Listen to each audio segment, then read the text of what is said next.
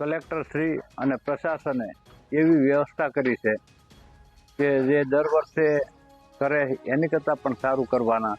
દર વર્ષે સારું જ થાય છે, પણ આ વખતે વધારે નોંધ લીધી અને કલેક્ટરશ્રીનો અને તંત્રનો ખૂબ સહકાર છે. તો આપણે પણ એને સહકાર આપવો જરૂરી છે.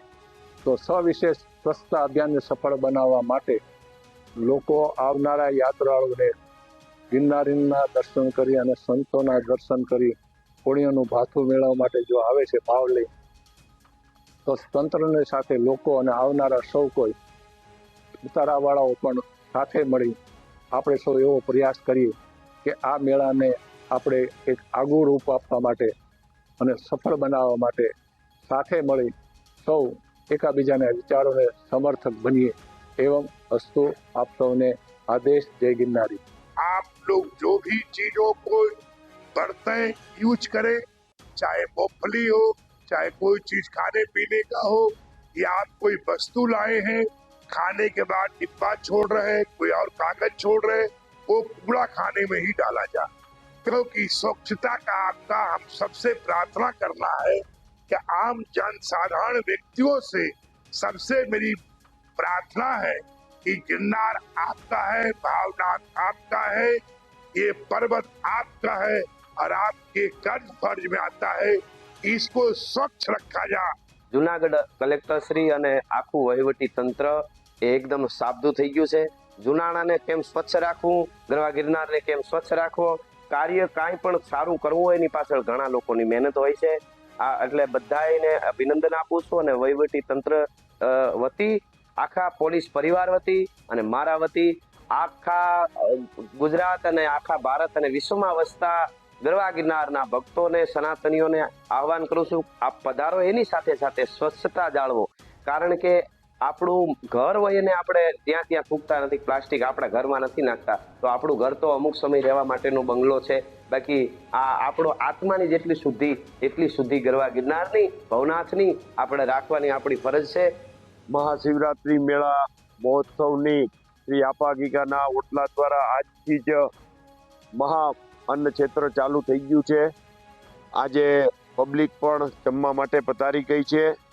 મેળાની અંદર નાના મોટા ધંધાર્થી લોકો પણ આવી ગયા છે. ત્યારે આપ સૌ લોકોને અમે એક વિનંતી પણ સાથે સાથે કરવા માંગીએ છીએ કે આ મેળાની અંદર લાખો લોકોની સંખ્યામાં જ્યારે ખૂબ મોટા પ્રમાણમાં દરેક સંતો, મહંતો અને સેવકો જ્યારે પધારતા હોય છે, ત્યારે આપ જ્યારે પણ મેળાની અંદર ખાસ પધારો ત્યારે સ્વચ્છતાનું ખાસ આગ્રહ રાખીએ, સ્વચ્છતાનું આપણે ધ્યાન રાખીએ.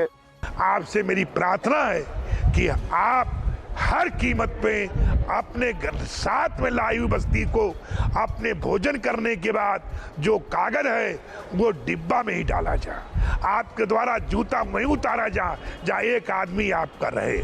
जिस उतारे में आपको रहना है वो उतारे वाले को भी समझाना है कि आप कूलर यूज कीजिए, गिलास यूज कीजिए, गिलास को एक बार नहीं 1000 बार आप यूज कर सकते हैं, इसलिए किसी प्रकार की पॉलीथीन का कोई प्रकार का यूज न करें, ये विशेष रूप से आग्रह। माननीय आईजीपी साहेब श्री અને એસપી સાહેબના માર્ગદર્શન હેઠળ સૌપ્રથમ વખત આ વખતે મહાશિવરાત્રિના મેળામાં જૂનાગઢ પોલીસ દ્વારા એઆઈ ટેકનોલોજીની મદદથી પાર્કિંગ ચેટબોટ, ઈ બંદોબસ્ત અને ઈ પાસ આ 3 પ્રકારની છે વ્યવસ્થા કરવામાં આવેલી છે. જેમાં જ્યારે લાખોની સંખ્યામાં ભાવિક ભક્તો આ મેળામાં જોડાતા હોય છે, તેવા સમયે પોતાનું વાહન ક્યાં પાર્ક કરવું અને મેળાની નજીકમાં કયું પાર્કિંગ લોકેશન છે તેની ડિટેલ્સ મળી રહે તે માટે ચેટબોટમાં હાઈનો મેસેજ કરવાથી આ સુવિધા ઉપલબ્ધ થશે.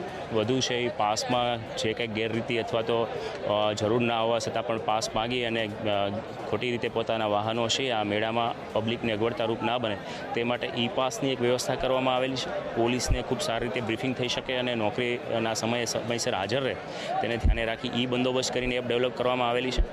જ્યારે 2500 કરતાં પણ વધારે પોલીસ કર્મીઓ, હોમગાર્ડ, જીઆરડી, એસઆરપીના જવાનો આ મેળામાં ફરજ બજાવશે. એટ ધેટ ટાઈમ એક સમયે 1200 કરતાં પણ વધારે પોલીસ જવાનો રહેશે. વધુમાં અમારા નેત્રમના સીસીટીવી કેમેરા મારફતે પણ સતત આ મેળાના સમગ્ર વિસ્તારમાં છે એ સર્વેલન્સ રહેશે.